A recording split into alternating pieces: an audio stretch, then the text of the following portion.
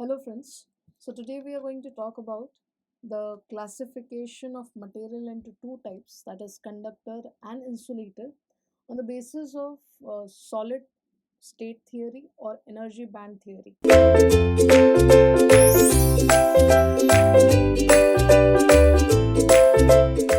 So when we talk about the materials in nature, we can divide materials into three types, that is solid, liquid and gases, as we are already aware of it. But when you talk about the classification of material on the dependency of electrical conductivity, in that case, the material is classified into two types, that is conductor and insulator. We have even one more type of material depending on electrical conductivity, that is semiconductors. But we are obviously not going to talk about semiconductors in this video. We are just going to talk about conductors and insulators on the basis of band theory. Now, when you talk about the solid state theory or the energy band theory, what do you mean by that is that in this case, like if I suppose consider an atom consists of nucleus at the center and we have orbits surrounding it. So when we say atoms consist of nucleus at the center, that means having protons and neutrons inside it, and the orbits which are present around the nucleus, they have presence of electrons which are obviously not at rest. The electron keeps on revolving in that particular orbit, and as I keep on increasing the atomic number of the element, the number of electrons goes on increasing and the number of orbit also goes on increasing. But once, if I talk about a single particular element, or and in that particular element I talk about one single atom, like suppose if I consider a sodium atom. So for sodium atom, it is going to have a nucleus, and sodium atom, that is this element has 11 as its atomic number, and its electronic configuration is going to be 2 8 comma 1. So in that case, this is indicating the nucleus, and for the particular separation or for putting all the electrons in the orbit, we need to make use of three orbits, that is 2 8 electrons in the second orbit and 1 electron in the outermost orbit. So in atomic level, or you can say for atomic level, we talk about 2 electrons in one particular orbit of sodium atom, that is the first orbit, 8 electrons in the second orbit of the sodium atom, and 1 electron in the outermost orbit, which is considered to be the valence orbit. And obviously, the electrons which are present in this valence orbit are called as valence electrons. Now, every orbit, whatever be the element, whatever be the atom, every orbit of an atom corresponds to an energy level. Now, if I consider the first orbit is going to correspond to an energy level that is going to be called as first energy level. When I come to the second orbit is going to correspond to an energy level called as second energy level. And when we come to the last orbit, that is for sodium atom, in that case, the last orbit, that the third orbit, is going to be called as third energy level. So this tells us that every orbit is going to correspond to a certain energy value, and every electrons which are present in this particular orbits are going to have a certain energy.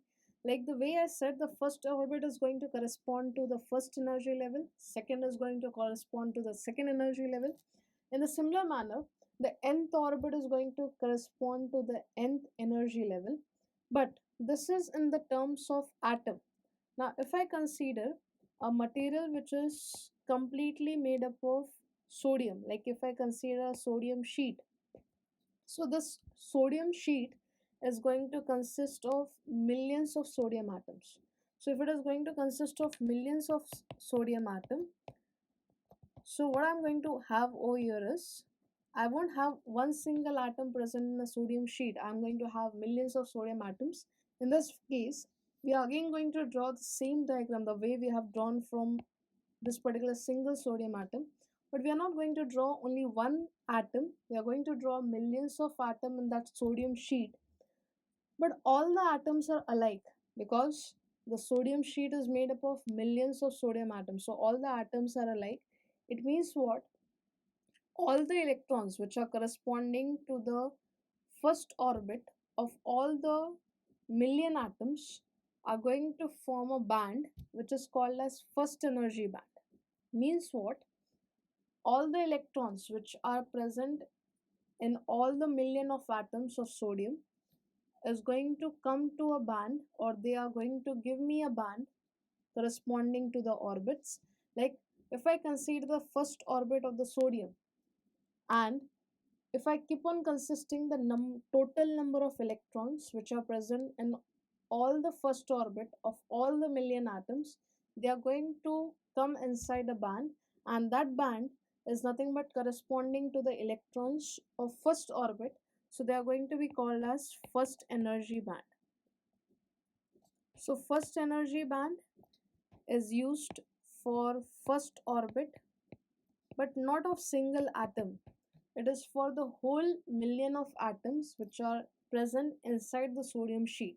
Like if I want to consider all the electrons which are present in the second orbit of all the sodium atoms which are present inside the sodium sheet, so the energy corresponding to that band is going to be called as second energy band.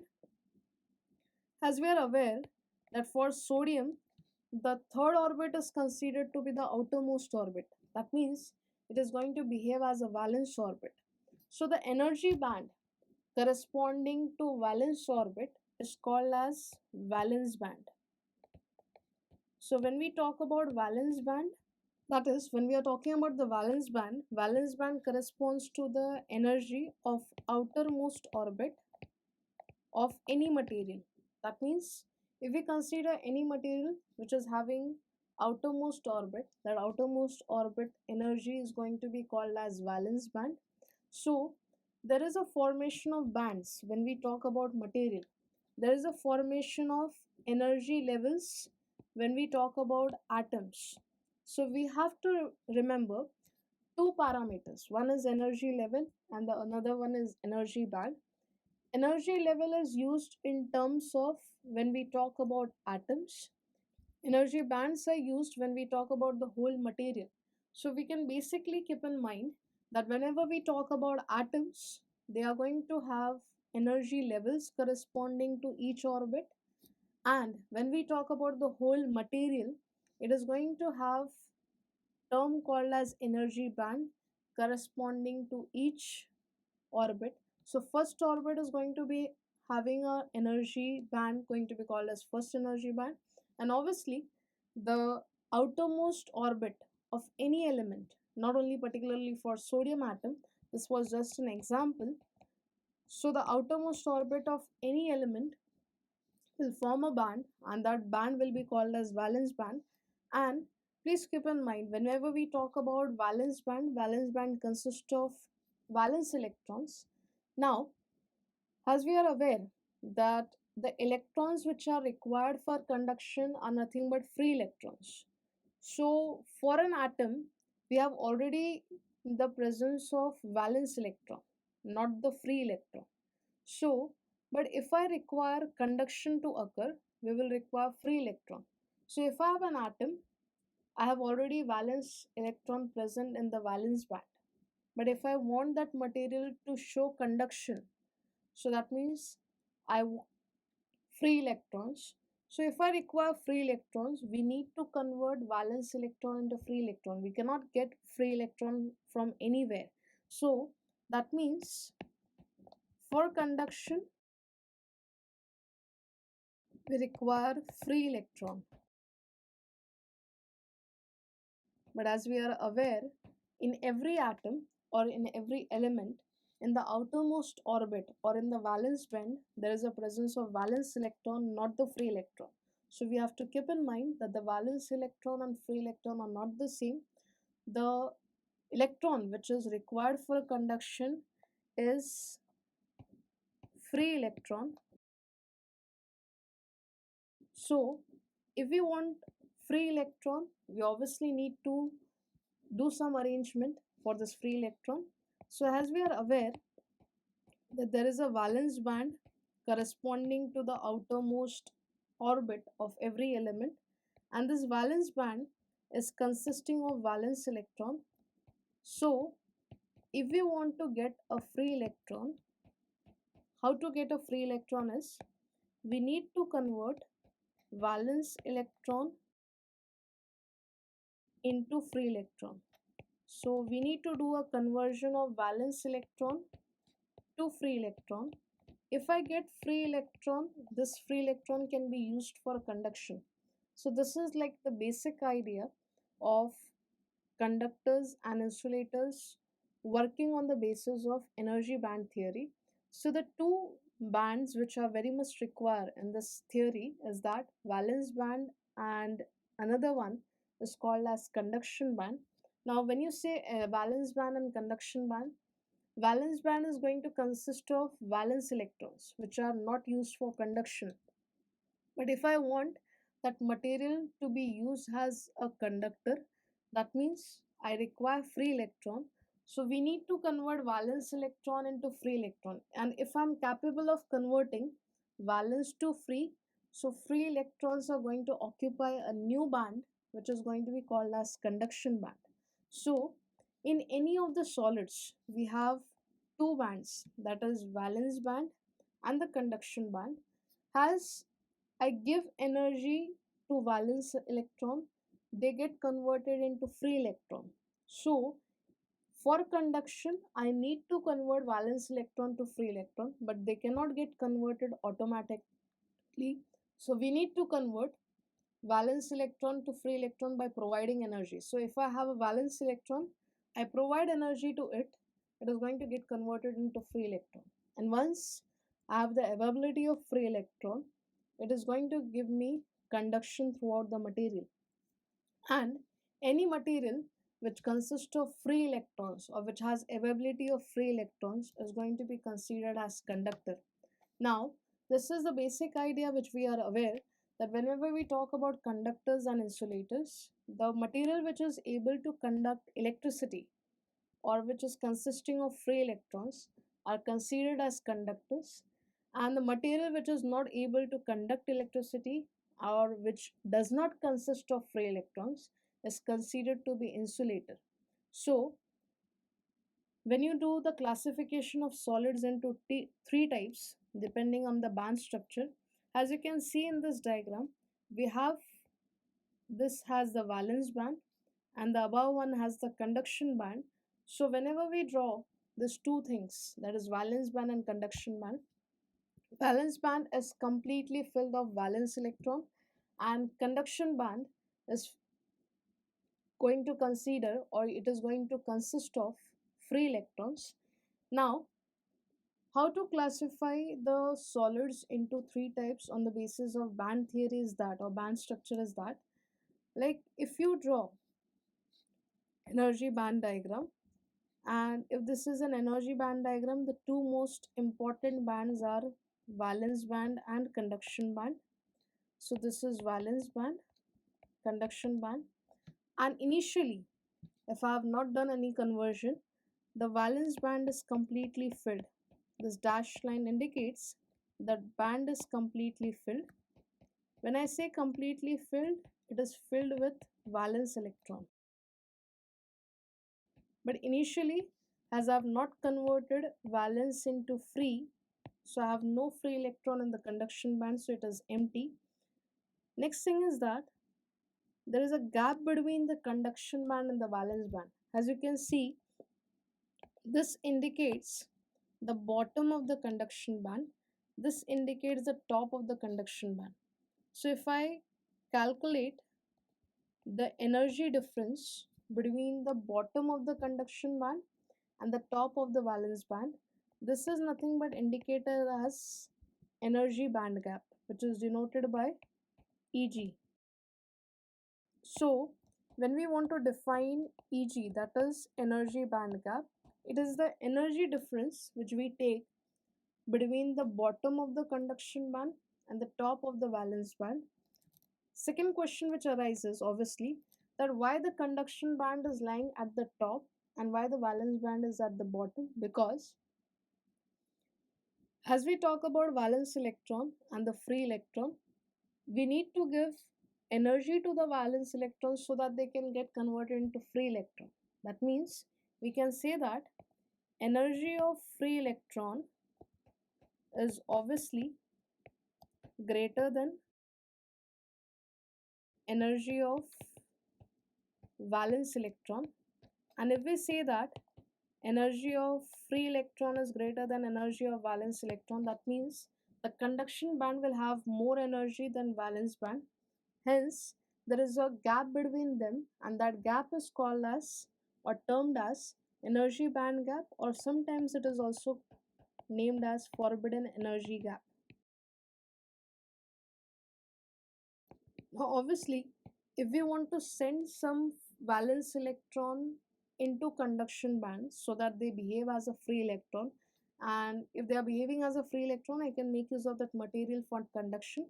So if we want to send any valence electron from valence band to conduction band, we need to provide energy, and the energy that is provided, it should be of such a amount that it should jump across this gap and go up till conduction band. That means the energy provided to the valence electron should be of such a quantity that the electron should be able to cross the energy band gap or the forbidden energy gap and go to the conduction band and start behaving as a free electron. Now, if we don't provide large amount of energy to the valence electron, they are not going to jump to the conduction band, and they are going to behave as a free electron. So, depending upon whether the electron is capable of jumping from valence band to conduction band at normal room temperature, we can classify the material into three types, that is conductor, semiconductor and insulator. As you can see in the diagram at the extreme right, that we have overlapping of valence band and the conduction band. What is this overlapping indicating is that all the valence electrons or some of the valence electrons are behaving as free electron, because the two bands are overlapping with each other. So if the bands are overlapping with each other, they are not going to have any energy gap, and if they don't have energy gap, that means the valence electrons are available as free electron. And if a material consists of free electron, we can use that material as a conductor. But as you can see in insulator, the valence band is over here and the conduction band is lying over here. So there is a gap between valence band and conduction band which is around 6 eV. What do you mean by EV? The unit of energy at atomic level is measured in terms of EV, and EV is nothing but electron volt. So, as you can look in the diagram of insulator, insulator has a large gap between the valence band and conduction band, and the energy gap is of around 6 eV. That means you require lots of energy to be given to the valence electrons so that they are able to cross the energy gap and go to the conduction band. But at room temperature, that much amount of energy is not available for the valence electron. So valence electron are not able to jump from valence band to conduction band. And obviously, if valence electron is not able to jump from valence band to conduction band, we are not going to get any free electron. So we have no free electron in this. So the conduction band is empty. As conduction band is empty, we are going to consider that material to be insulator, because if we have no availability of free electron, the material is insulator. And as in the first case, there was an availability of free electron, that is why we considered the material as conductor. And the last type of solid which we have is semiconductor.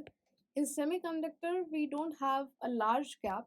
We have a medium gap that is around 1 eV between the valence band and conduction band.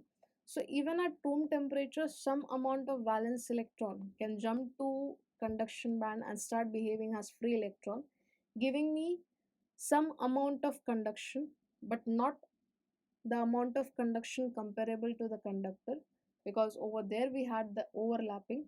So depending upon the band gap between the valence band and conduction band, we can classify the materials or solids into three types: conductor, semiconductor, and insulator. Next is, if you look at this diagram, this is nothing but indicating the band diagram, that is energy band diagram. This is indicating the energy band diagram for conductor. As you can see, valence band and conduction band is overlapping, and if they are overlapping, they are not going to have any forbidden gap. And if they are not going to have any forbidden gap, all the valence electrons are available as free electron. That means we can say that the conduction band is completely full, and as we have the availability of free electron, we can make use of that material as conductor. But when you come to insulators, there is a large gap between the two bands, so valence electrons don't have sufficient energy so that they can jump to conduction band and behave as free electron. So hence the conduction band is empty, and if I say conduction band is empty, that means there is no free electron. And if I have no free electron, the material is not going to conduct. So depending on the availability of free electrons, that is completely dependent on the band gap, we can classify the solids into conductors and insulators. So this is all about the classification of solids into different types on the basis of band theory or energy band gap. Thank you so much.